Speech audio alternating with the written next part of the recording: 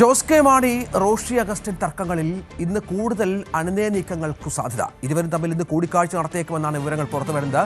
പാർട്ടിയിൽ തർക്കമില്ലെന്നും ഉണ്ടായത് തെറ്റായ വ്യാഖ്യാനങ്ങളെന്നും ഇരുവരും ചേർന്ന് പ്രഖ്യാപിക്കാനാണ് സാധ്യത. പാലാ രാമപുരത്തെ വീട്ടിലുള്ള റോഷി അഗസ്റ്റിൻ ജോസിനെ വീട്ടിലെത്തി കാണുമെന്നാണ് സൂചന.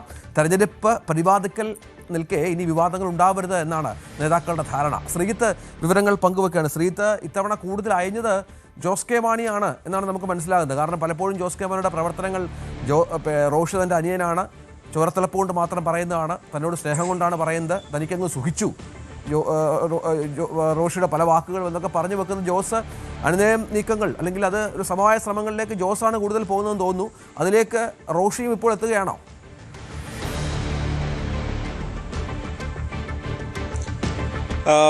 രഞ്ജിത്ത്, അങ്ങനെയാണ് മനസ്സിലാക്കാൻ സാധിക്കുന്നത്. കൂടിക്കാഴ്ച ഉണ്ടാകുമോ എന്ന കാര്യത്തിൽ ഒരു വ്യക്തത വന്നിട്ടില്ല. സാധ്യത ഉണ്ട് എന്നത് മാത്രമാണ് നമുക്ക് ഈ ഘട്ടത്തിൽ പറയാൻ കഴിയുന്നത്. ഇന്നലെ മാധ്യമങ്ങളെ കണ്ട ജോസ് കെ മാണി ഇന്നു കൂടുതൽ ഈ വിഷയങ്ങളെക്കുറിച്ച് ജാഥയുടെ സമയമായതുകൊണ്ട് തന്നെ ഇന്നലെ ഒന്നും പറയുന്നില്ല. ഇന്ന് ഒരുപക്ഷെ കാര്യമായി നിങ്ങളുടെ എന്ത് ചോദ്യത്തിനും ഉത്തരം തരാം എന്ന നിലയിൽ പ്രതികരിക്കുകയും ചെയ്തതാണ്. അപ്പോൾ ജോസ് കെ മാണിയുടെ പ്രതികരണം ഇന്നുണ്ടാകാനുള്ള സാധ്യതയും അവിടെ നിൽക്കുന്നു. ഞായറാഴ്ച ആയതുകൊണ്ട് തന്നെ രാവിലെ പള്ളിയുടെയൊക്കെ സമയം കഴിഞ്ഞ ശേഷമായിരിക്കും ഈ കരിങ്ങോഴക്കൽ വീട്ടിലേക്ക് അത്തരം നേതാക്കളോ പ്രവർത്തകരോ ഒക്കെ എത്താനുള്ള സാധ്യത സാധാരണ നിലയിൽ ഉണ്ടാകാറുള്ളത്.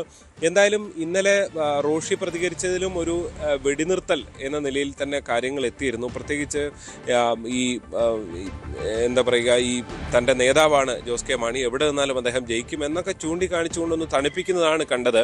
നമുക്ക് ലഭ്യമാകുന്ന സൂചനകൾ പ്രകാരം LDF നേതൃത്വം ഉൾപ്പെടെ ഈ വിഷയത്തിൽ ഇടപെട്ടു. പ്രത്യേകിച്ച് ഇത് ഇടതുമുന്നണിയെ ബാധിക്കുന്ന ഒരു വിഷയമായി കൂടി ഉയർന്നു വരികയാണ്. മുന്നണിക്കുള്ളിലെ ഏറ്റവും പ്രധാനപ്പെട്ട ഒരു പാർട്ടി, ആ പാർട്ടിയിലെ ഏറ്റവും തലമുതിർന്ന നേതാക്കൾ, ചെയർമാനും മന്ത്രിയും തമ്മിലുണ്ടാകുന്ന ഒരു ഏറ്റുമുട്ടലാണ് ഇതിൽ വളരെ പ്രധാനമായി നിൽക്കുന്നത്. എന്തായാലും ഇക്കാര്യത്തിൽ ഇനിയുള്ള മണിക്കൂറുകളിൽ കൂടുതൽ ചർച്ചകൾ, എങ്ങനെയാണ് ഈ പ്രശ്നം പരിഹരിക്കുക എന്നത് സംബന്ധിച്ച് ഇനി വ്യക്തത വന്നിട്ടില്ല.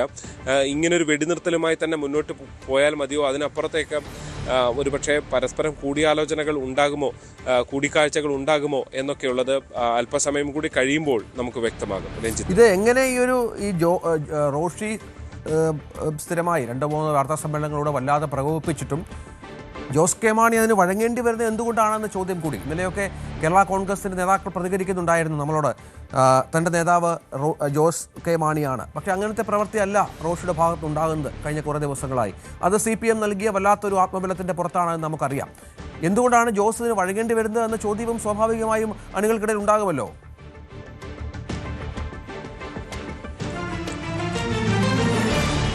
രഞ്ജിത്ത്, പടിവാതിൽക്ക് നിൽക്കുന്ന തെരഞ്ഞെടുപ്പ്, അതാണ് ഒരു പ്രധാന വെല്ലുവിളി. രണ്ടാമത്തെ ഒരു പ്രധാനപ്പെട്ട വിഷയം, ഈ കഴിഞ്ഞ തെരഞ്ഞെടുപ്പിൽ, അതായത് കഴിഞ്ഞ ഒരു മാസം മുൻപാണ് മുന്നണി മാറ്റ ചർച്ചകൾ പാർട്ടിയിലാകെ ഉണ്ടാകുകയും ഫലത്തിൽ ജോസ് കെ മാണിയും ഒരു പറ്റം നേതാക്കളും UDFിലേക്ക് പോകുന്നു എന്ന തരത്തിലുള്ള വാർത്തകൾ ഉയർന്നു വരികയും ചെയ്തത്. ആ ഘട്ടത്തിൽ ഉയർന്നു വന്നൊരു പ്രധാന വിഷയം ഈ റോഷി അഗസ്റ്റിനൊപ്പം തന്നെ ഡോക്ടർ NJ രാജ്, ഇപ്പുറത്ത് പ്രമോദ് നാരായണൻ, ഈ 3 MLA-മാരും റോഷിക്കൊപ്പമാണ് എന്ന നിലയിൽ, അതായത് ജോസ് കെ മാണി എടുക്കുന്ന മുന്നണി മാറ്റ നിലപാടിനോടൊപ്പമല്ല എന്ന നിലപാട് പുറത്തു വന്നതാണ്. അന്ന് തന്നെ ഫലത്തിൽ ഒരു മുന്നണി മാറ്റം ആകാത്ത നിലയിലേക്ക് കാര്യങ്ങൾ വന്നു. പിന്നീട് ഇടതുമുന്നണിയുടെ മുതിർന്ന നേതാക്കൾക്ക് തന്നെ ജോസ് കെ മാണിക്കെതിരെയുള്ള ഒരു അവിശ്വാസം ഉയർന്നു വരുന്ന സാഹചര്യം, പ്രത്യേകിച്ച് ഇടുക്കിയിലെ CB വർഗീസിനെ പോലുള്ള നേതാക്കളുടെ ശബ്ദരേഖകൾ പുറത്തു വന്നത് നമ്മൾ കണ്ടതാണ്. അപ്പോൾ അവരും റോഷിയെ ജയിപ്പിക്കണം എന്ന നിലയിലേക്ക് കാര്യങ്ങൾ പോകുന്നു. അവിടെയും റോഷി കരുത്തുറ്റ ആളായി മാറുന്നു ഇടതുമുന്നണിയിൽ എന്നുള്ളതാണ്. അവിടെ ജോസ് കെ മാണി ചെയർമാൻ ആണെങ്കിൽ പോലും ജോസ് കെ മാണി നടത്തിയ നീക്കങ്ങളിൽ ആ മുന്നണിക്കുള്ളിൽ തന്നെ അതൃപ്തിയും അവിശ്വാസവും ഒക്കെ രൂപപ്പെട്ടിട്ടുണ്ട്.